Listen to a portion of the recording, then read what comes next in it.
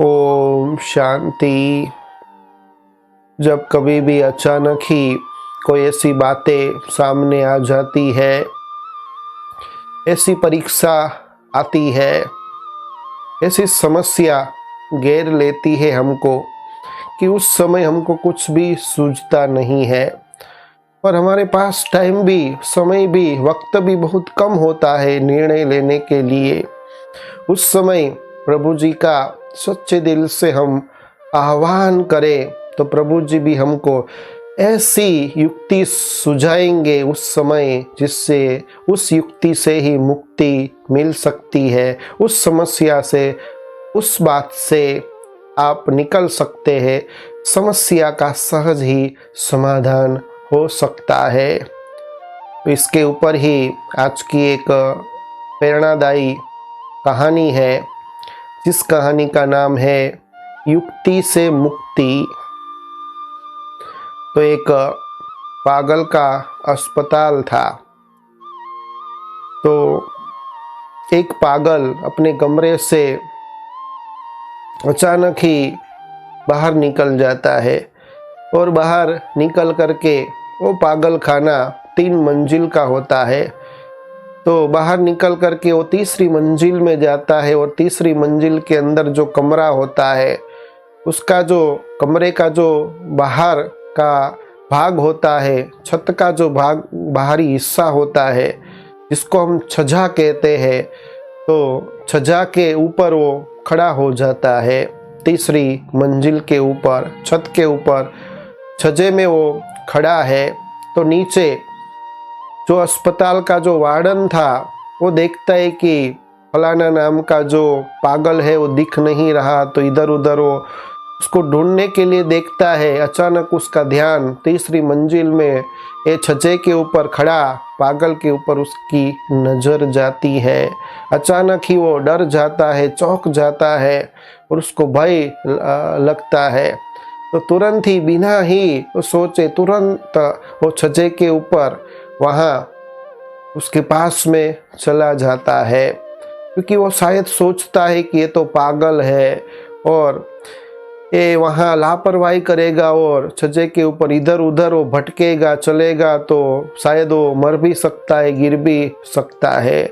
तो वहाँ वो छज्जे के ऊपर वो वार्डन खड़ा हो जाता है और उसको कहता है कि आप कैसे हो, आप क्या कर रहे हो। तब वो पागल कहता है कि मैं ऐसा सोच रहा हूँ कि जैसे पक्षी भी ऊपर से नीचे कैसे जाते हैं, तो मैं भी पक्षी की तरह ऊपर से नीचे जाना चाहता हूँ। तो ऐसे कहते हुए वो अपने जो बाजू है, हाथ वो फैला देता है, जैसे पंख उसको आ गए हैं, और अपना मस्तक वो नीचे कर देता है और उड़ने की वो कोशिश करता है।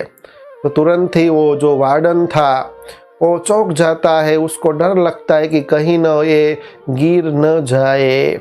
तो तुरंत ही वो उसका एक हाथ पकड़ लेता है और दूसरे हाथ से उसे थपथपाता है, शाबाशी देता है। तो थोड़ा वो पागल ठहर जाता है। तो तुरंत ही वो वार्डन को एक युक्ति टचिंग होती है। वो ईश्वर को याद करता है। तो ईश्वर को याद करने से उस वार्डन को एक युक्ति, बहुत अच्छी युक्ति सूझती है। तुरंत ही उसने हाथ पकड़ा था, लेकिन वो पागल के अंदर इतनी ताकत थी कि उसको भी वो पक्षी बन करके अगर वो वहाँ से कूदा होता तो उसको भी लेकर जा सकता था और दोनों की मृत्यु हो सकती थी।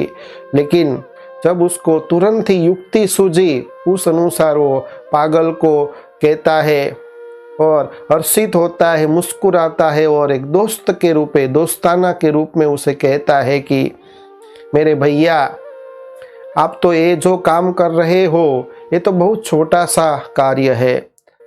कि ऊपर से नीचे जाना ये तो बहुत आसान है, कोई भी पक्षी ऊपर से नीचे आसान रीति से जा सकता है, लेकिन फर्श से अर्श की तरफ, ऊपर की तरफ जाना ये डिफ़िकल्ट है, ये महान कार्य है। तो हम दोनों ही नीचे जाते हैं और दोनों ही पक्षी की तरह उड़ कर के ऊपर आते हैं। तो पागल भी ये बात मान जाता है और समझता है कि सही में ऊपर से नीचे जाना तो आसान है, लेकिन नीचे से ऊपर पक्षी की तरह उड़ना उसमें बहुत मज़ा आएगा, और मान जाता है। तो देखा, ये वार्डन ने ऐसी युक्ति रची जिससे पागल भी मान गया, नहीं तो वो युक्ति नहीं उसको सूझती, वो परमात्मा को, ईश्वर को याद नहीं करता और उस पागल के हाथ को पकड़ता, हाथापाई करता, उसको जोर से डांटता या गुस्सा करता, उसको मारता, तो शायद दोनों ही मर सकते थे। तो जब भी कोई ऐसी परिस्थिति आती है, बातें सामने आती है, तब सच्चे हृदय से, सहृदय से जब ईश्वर का आह्वान करते हैं, तो साक्षात ईश्वर भी हमारी मदद के लिए आ जाते हैं। ईश्वर उस समय दिखते नहीं है, लेकिन ऐसी हमको युक्ति सुझाते हैं तो तुरंत ही उससे हम मुक्त हो सकते हैं। अच्छा, ओम शांति।